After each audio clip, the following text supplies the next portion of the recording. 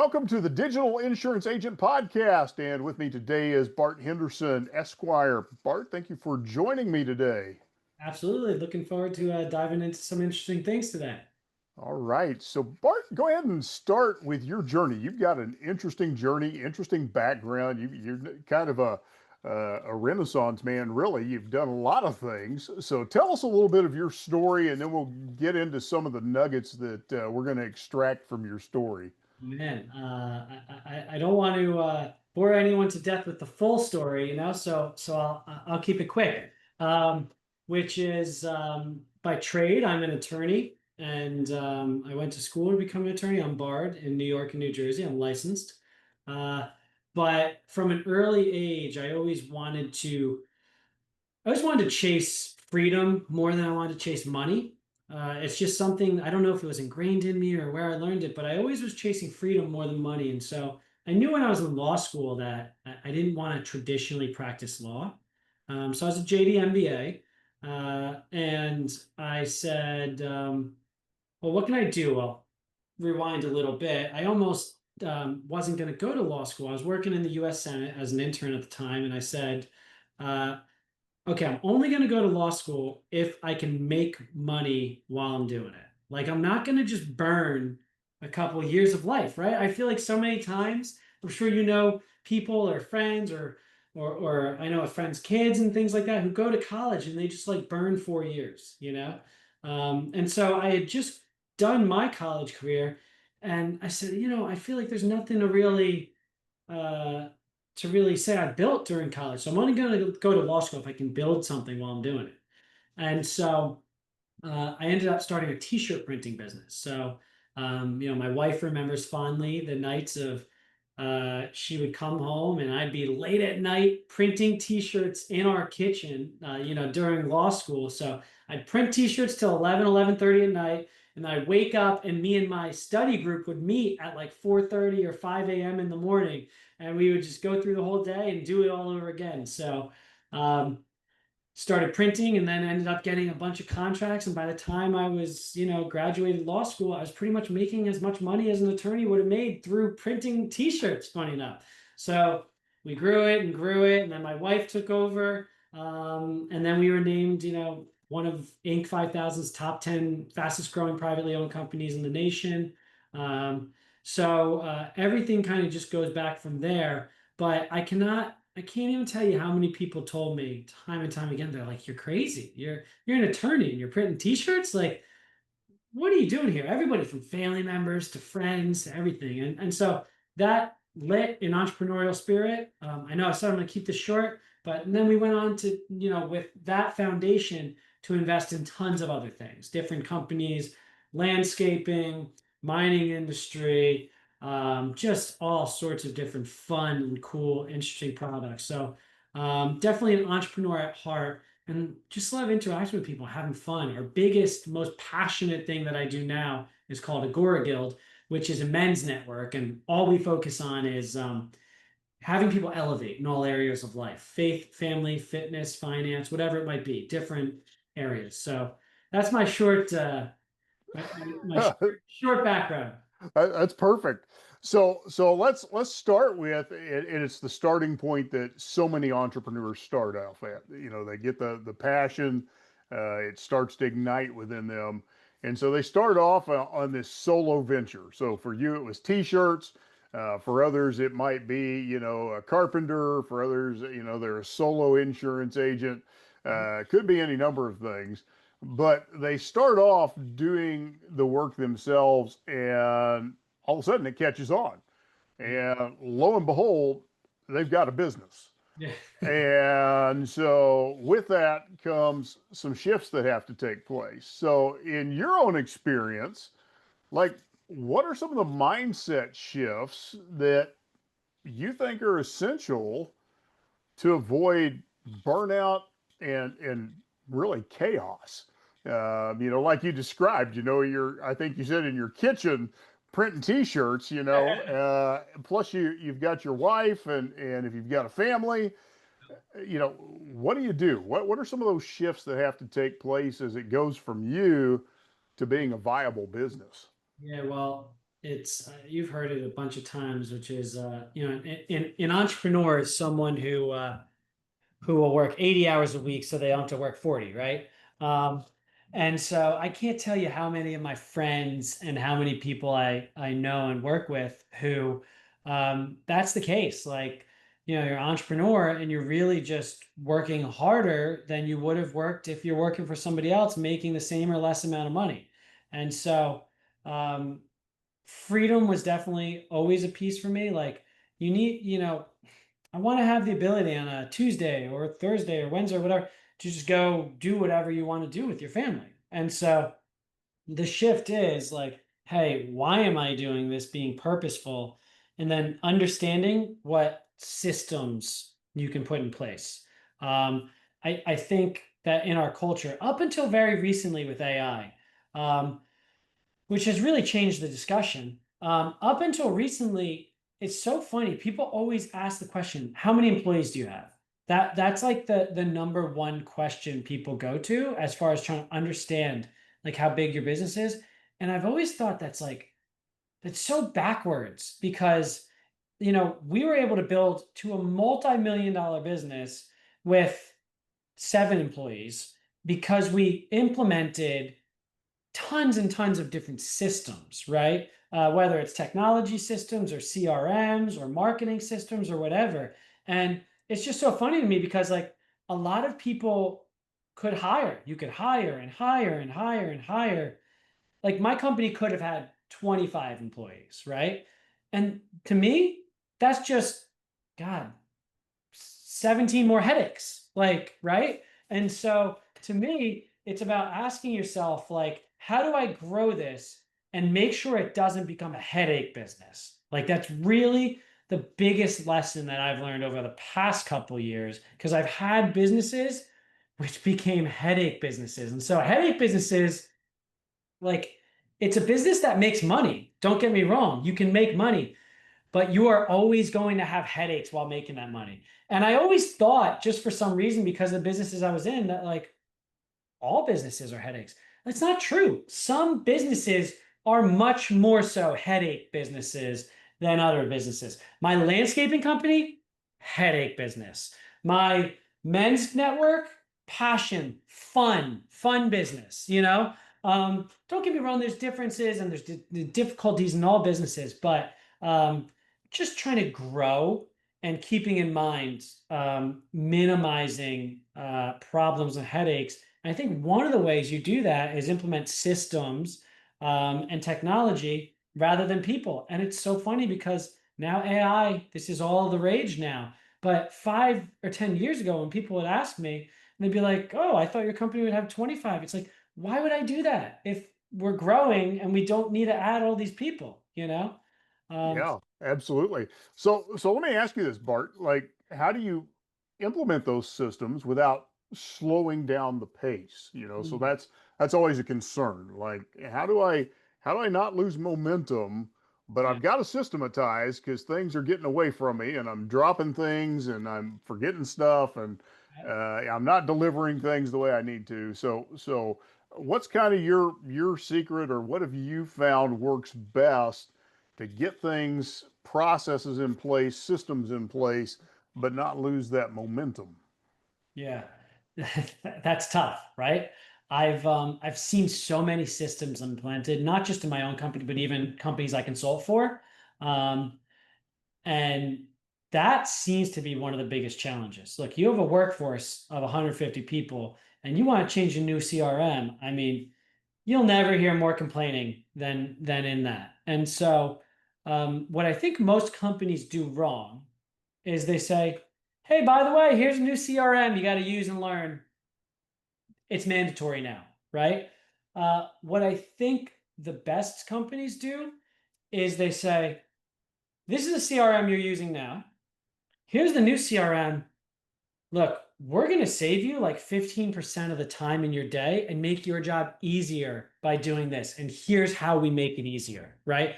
Like actually showing, not just saying it, but showing in the CRM, let's say, or the marketing funnel or whatever, the steps that are going to be taken that make it easier. So I think there's a human element in implementation, which is always a challenge. I mean, absolutely always a challenge. But I think when you show people that it's effective, that's usually the best way to vitiate their, oh, I got to learn a new thing and sign into another thing and enter more data and whatever. It's about showing them, that it works. Has been most effective, but it's still new things can slow you down. There's no doubt. And so I don't think I have a magic bullet other than integrating and involving people in the decision. If you involve people in the decision, they have some ownership in it. They want it to work rather than just thrusting something upon someone. Absolutely. So here's an interesting question for you. So, as an entrepreneur, Yeah. um, there's a kind of an Achilles heel I think most of us have. Mhm. We're really passionate about what we start because it's our baby. Right. Um, and we tend to be oftentimes a little OCD perfectionist. Yeah.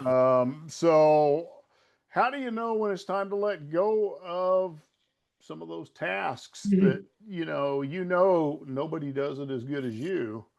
Yeah. How do you get over that fear? How do you decide it's time to turn that sucker loose?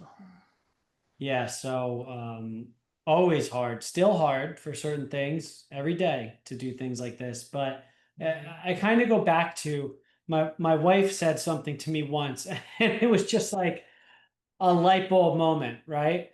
And so we had a cleaning crew come into our house, on like a weekly basis, and she said, oh, can you, we're having a party. Can you clean the bathroom? You do it better than anybody else. Like she said it to me, and I was like, wait, what? Like, just because I do it better than anybody else doesn't mean I should do it. And so, like, yeah, I do. I do. If I'm gonna put my mind to cleaning the bathroom, I'm gonna clean the bathroom better than anybody else. Like, you know what I mean? If I'm gonna take the garbage out, I'm gonna take it out and wipe around the garbage, whatever. I'm gonna do it better than anybody else. But just because I do it better than anybody else, that was a light bulb moment for me. I was like, oh my gosh, that's the problem with work. I have to stop doing things just because I can do them better than everybody else, right? Um, and so that's what I think back to. Funny enough, whether it's a migration or a sales outreach or a call or a presentation, I always go, I can't do it just because I can do it better than everybody else. The same way that we talked about that bathroom, way back when.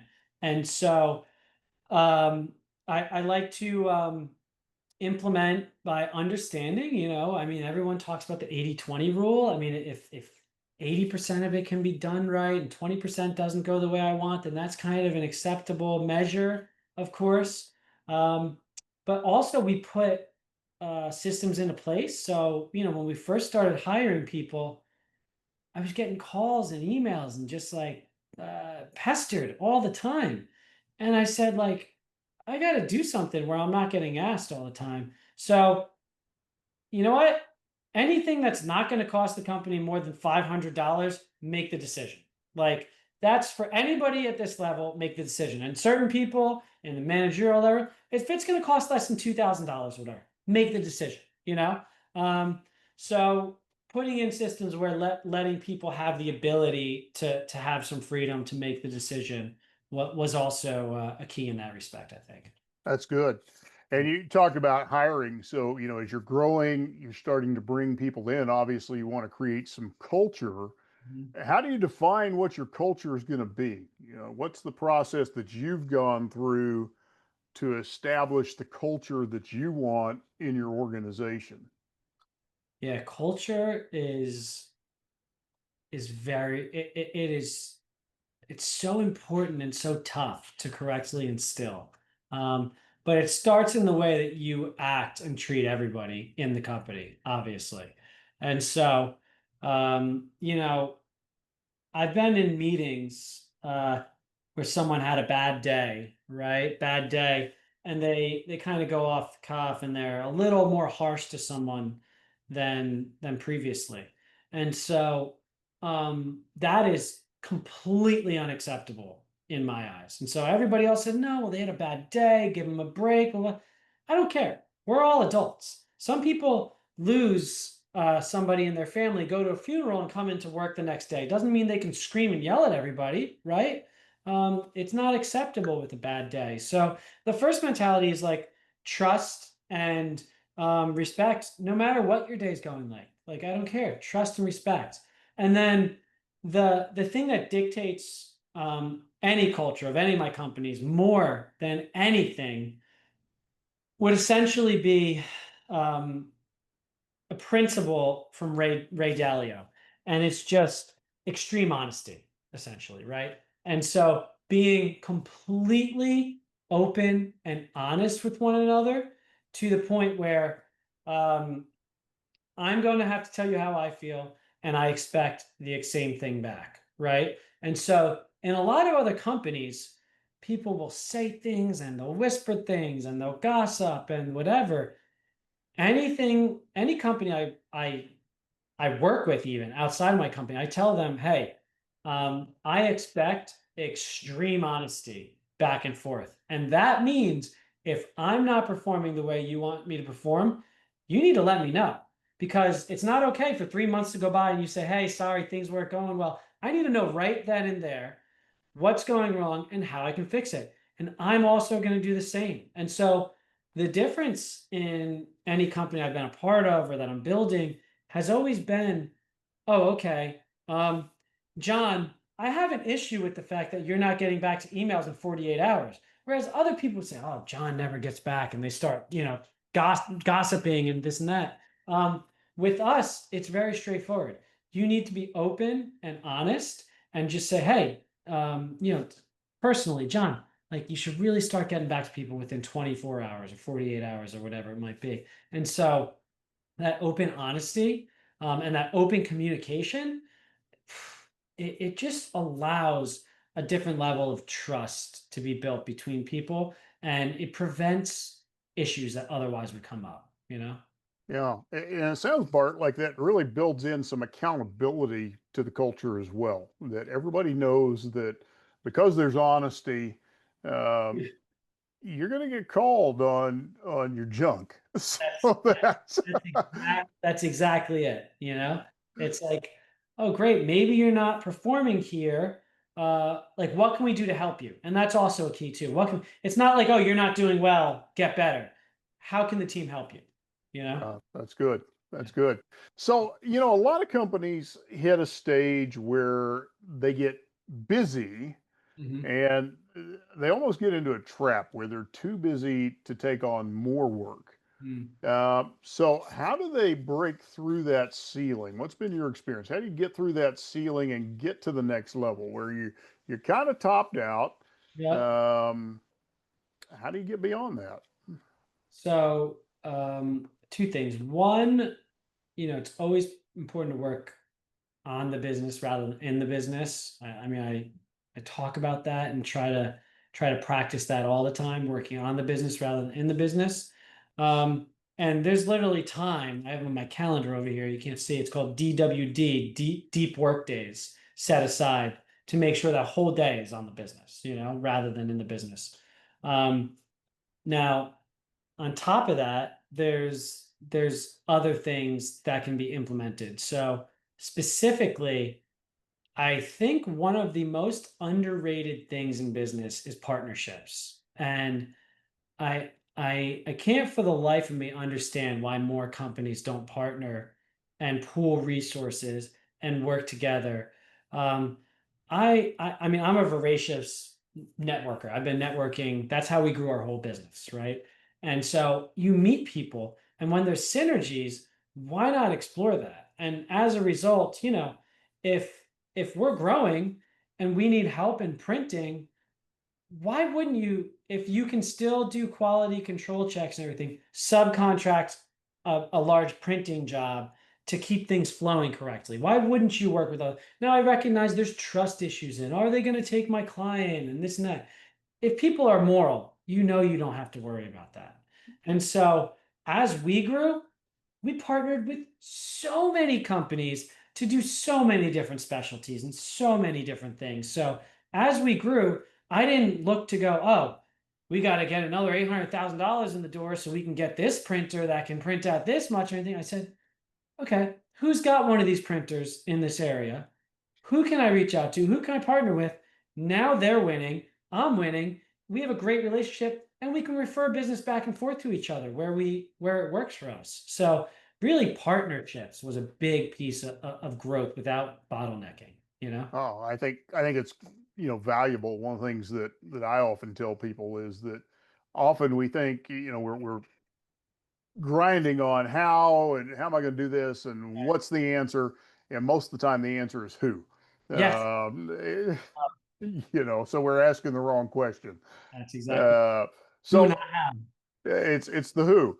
Yeah. So here you brought up something important as well. As your company is growing, your business is growing, your leadership's going to have to change because you're not going to be on the front lines anymore. You're not going to be the person making the T-shirt. Totally. You're going to be the leader, leading in different capacity. So as you've distanced from the front lines as a leader, what have you done to help you grow as a leader the further you've gotten away from the front lines of the business? Hmm. Um, Great question. Yeah, really good. So, one of the things that's core in what I do is continuous growth. Like, I mean, just growth all the time. So, in our men's network, Agora Guild, we go over like leadership growth and all sorts of growth on a weekly basis. So, literally on a weekly basis. Um, we go over all sorts of topics. We talk about things like testosterone and insulin, and then we also talk about things like how to be a better boss, how to be a better husband, how to be a better father.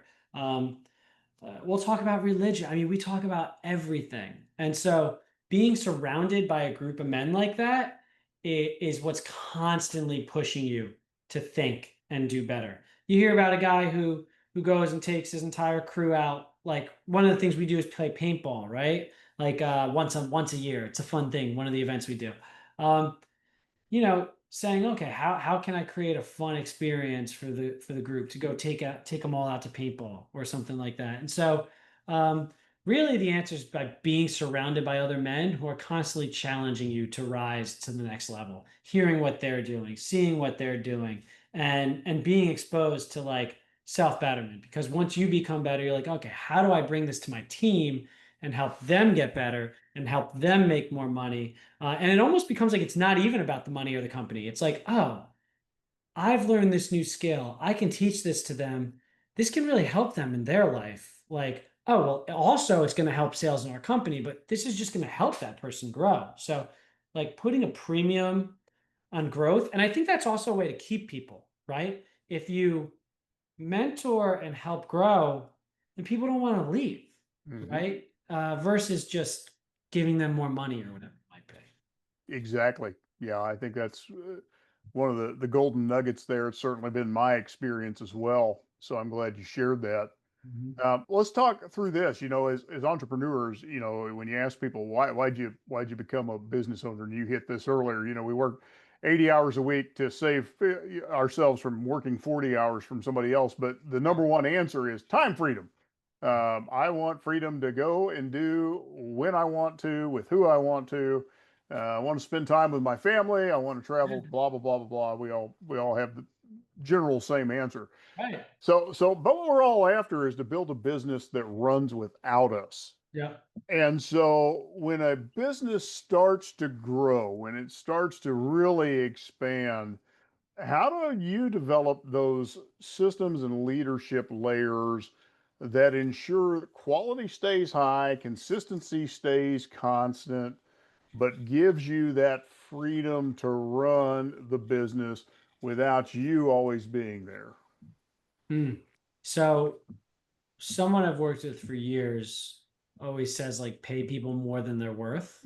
Uh, and if you're paying people well and treating them well, then they're going to give it more care. So I think that that's a piece of it. That's one piece of the puzzle. Um, there's there's many pieces. Giving people ownership or equity, if it's possible, like actual ownership in certain companies and things like that. That's a huge incentive, right? because now you're not an employee. Now you're building the company. In fact, I have one friend who's very successful. He has about 7 successful companies that he's already sold a number of them. And he said the best thing you could do is find a phenomenal partner, give them 50% of the company, and let them run the whole company. I said, 50% is a lot. Like, what are you talking about? He said, that's what I do. It's my model. That's why I have so many successful companies. I said, really? So giving, maybe having some kind of equity pool, maybe it's just 10%, but you have an equity pool for the employees to earn in and things like that. I think that that's absolutely critical, because at some point everybody goes, wait a second, uh, that person, the owner's out golfing or on their boat, and I'm working my butt off in here. Um, how's that fair? I'm just making him rich. So if there's that equity piece, right, where they're actually making themselves rich too, uh, then it's a different thought, a different conversation. So I'm a big fan, and I don't know why more companies and more people are so afraid to give away equity. It doesn't have to be a big amount. Like, it doesn't, like, just giving anybody any skin in the game is valuable, and it means a lot to people. So I think that that kind of giving away equity is really important too. Perfect. Now let's tap into your attorney side here for a minute. So as you scale and as you grow, what are some of the risks that become more dangerous to you as a Yeah. business owner? And then what can you do to manage those things effectively, especially when we talk about, financial, legal, and brand risk? What are some of the things you need to be thinking about? Yeah, so different sectors, of course, are very different, right? So if you're in construction, you have a lot more risks than, let's say, me as running a promo company, right? Or my landscaping company, it's a lot more likely they're gonna hit a rock that nails a glass on a Ferrari than a t-shirt in my promo company causing a problem. So there's definitely different risks for different companies. Knowing that profile and ensuring, correctly for that is really key.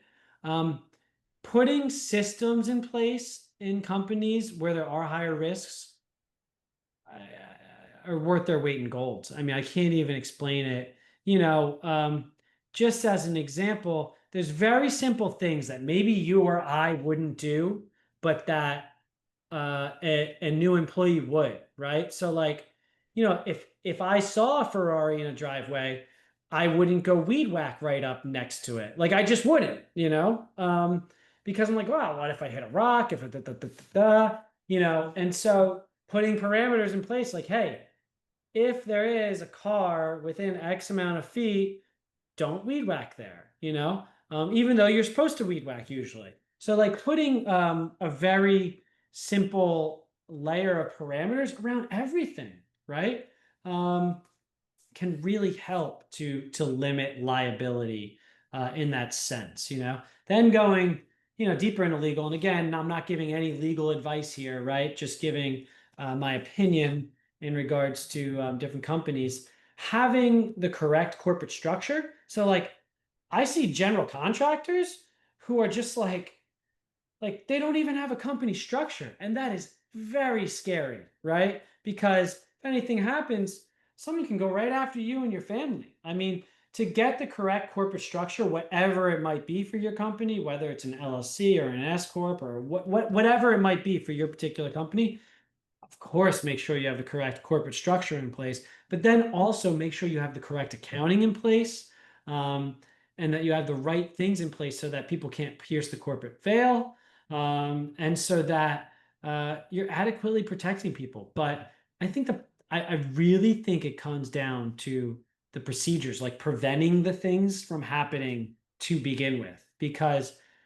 I mean, the things that you would think that you would take for granted from a safety standpoint, somebody else doesn't. And so you just need to have lessons and teaching people and videos. Like at our landscaping company, we had a series of lessons teaching people how to weed whack, which way to weed whack, which way to walk around, which way to go. And it's like, it's like most landscapers know how to weed. Like that would be something they'd sit through this and go, oh my gosh, right? But there's something you can learn from that. And so putting those procedures in place um, is really important, I think.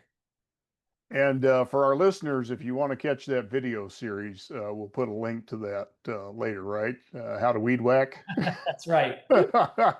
Just for your entertainment, your Yeah. sleepless nights. Yeah. Uh, so anyway, let's kind of land the plane, on this. Kind of the end game. Mhm. You grow the business, and there's this legacy component.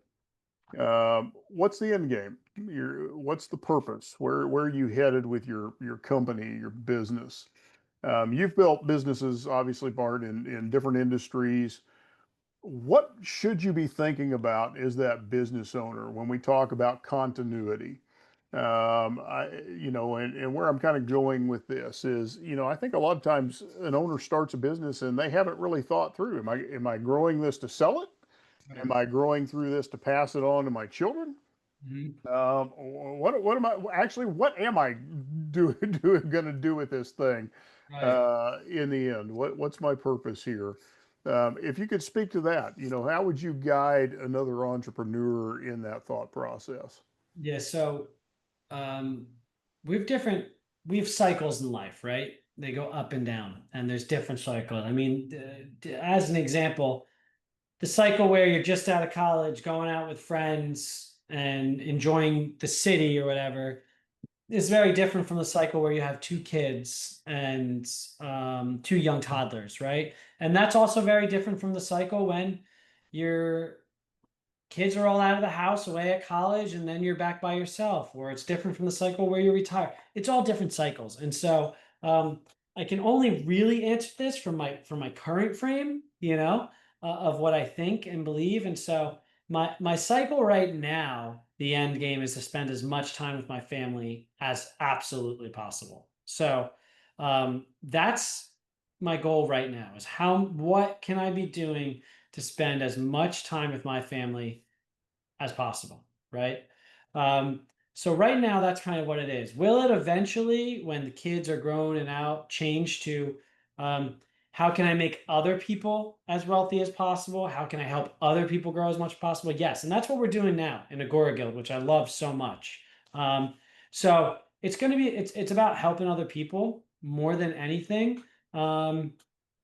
Because it feels good to help other people. Like it's really pretty simple. So it's about spending time helping other people, um, and growing the business, doing something I love. That's not a headache business. That's why I love Agora Guild so much. I mean, it's like it's a group of men who push each other to be better, who challenge each other. Like it's the most fun thing I do, and it's also a business. It's like I couldn't ask for more. So um, the end game with the Gora Guild is a grand vision. I really see that growing year after year into a lifestyle, full lifestyle brand across the board, from healthy products through to potential schooling. And I mean, really just next level. But that's the long 10, 20, 30 year vision, you know?